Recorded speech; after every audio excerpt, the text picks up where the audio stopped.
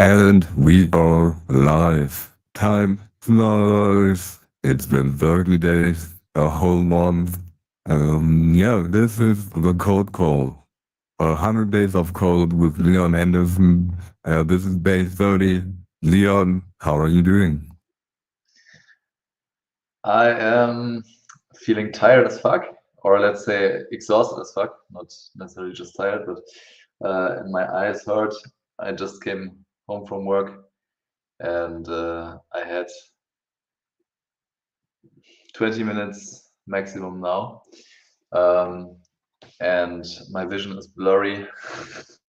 And I did the homework, or I did more of the homework that you gave me, and basically just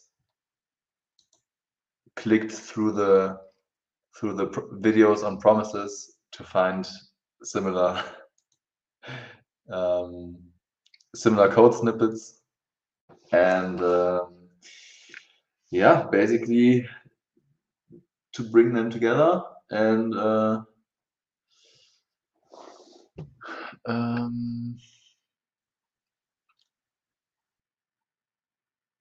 yeah, basically I'm not sure about the try and catch, but the then and catch should be fine. I guess. I don't know. Um, but So also my now, brain is so damn fried. I have yeah. No, um, both solutions were fried brain solutions, but that's fine. But that's totally fine. I think I think you can solve these once you relax a little bit and take your time because the first one's closed, the second one's still a little off, but I'm sure after a little rest you will get them. Um, so I have a different idea then for today's session. Let's just do something really quick. Um, let's do something which is called a pure function. Um, so a pure function is something that you can already learn with what you know right now. And it's just a new word that gives you a little bit of context, that lets you use your language a little bit more precise in a way, um, while at the same time, it's the most powerful building block that you can use for your software. Um, and a pure function is basically defined as every function, every function that has no side effects. And second, given the same input, always returns and output. Or in other words, for the second one, let's look at the first one basically. So no side effects means that it cannot change any code outside of its scope.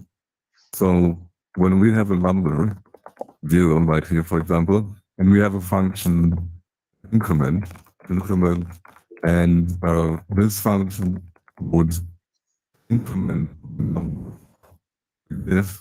This would be into and would not satisfy this first thing because the incrementation of the value outside function considered as side effect. And the second, this is literally all that you need to know. As soon as the function changes something that's not defined inside of it, then it is impure. And the second rule just means that if the function gets the same input, it has to return the same output. Or in other words, to your same input, same output just means given a always returns the. So if we write a true pure function, let's call this increment pure, and we call this one is the pure increment and takes the number and returns n plus 1, right? Whenever we supply, for example, the number 1 here, we will always get 2. Whenever we supply the number 3 here, we will always get 4. And those two definitions with this is all you need to know about just in the word pure functions, or the function is pure if it has no side effect, means it does not influence any variables outside, defined outside of its scope, and given the same input, it always returns the same output. Okay, sounds cool. Is that the exercise or the thing that I looked at right before starting the coding journey that I sent you, and you were like, better start with something. Yes, exactly. But now you have enough context to understand it. And I think it's just a quick thing that we could do in this short amount of time that we have today. Just a little nugget for both you at home and also for yourself. Just learn a little new word, little new word. But over this journey, like the reason why this is such an important word to learn is because pure functions will be the main building block that you'll be using to build everything, and you will also learn how it relates to writing good code because yeah, pure functions basically force you to write good code. I don't want to get into all the implications because that would fill not just 5 minutes but an hour. But just the definition of this little word and what it means, yeah, you can learn in 2 to 3 minutes. And it's pretty simple to understand. So just a little nugget for you and for anyone else watching. Sounds great. Is it possible to only write code only in pure functions, or do you have to sometimes get impure? That depends on the complexity of the problem.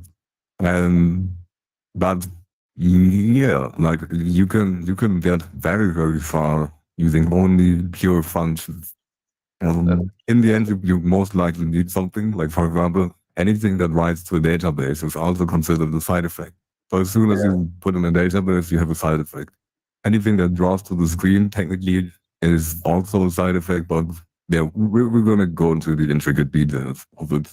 Very like it had a better later date, but this is already like a little spoiler of it, which is very easy to learn and yeah, easy to fill in for a few minutes. Sounds exciting. Cool. I think this is already it. Right? Is there anything you want to add today? Hmm, no, that's it. Or just as always, get yourself a mentor. That is a great idea. And also, as always, just code a little bit. Maybe Leon will code later today too, right? But he had a very hard day of work. He was tired. And still, he just confronted the code a little bit, even though the solution wasn't perfect, right? At least the brain worked with a little bit of code. And that's also something that you can take away. There's no excuse to not just do at least 10 minutes. You have 10 minutes, just be, I mean, before going to bed, you shouldn't look at a screen for too long. But in some part of the day, you probably have just 10 to 15 minutes to get those in if it's a busy day. If you cannot, for some reason, put in a long day of learning how to code. So this has been day 30. We've completed a month long journey. We will be here for many more days. So if you're watching this, tune in again and let us know your questions in the comments. If you have any, we'll always answer them. Yeah, this has been the Code Call with Leon Andersen and my mentor. Alice Mill from 10xdev. See you everyone. Bye bye.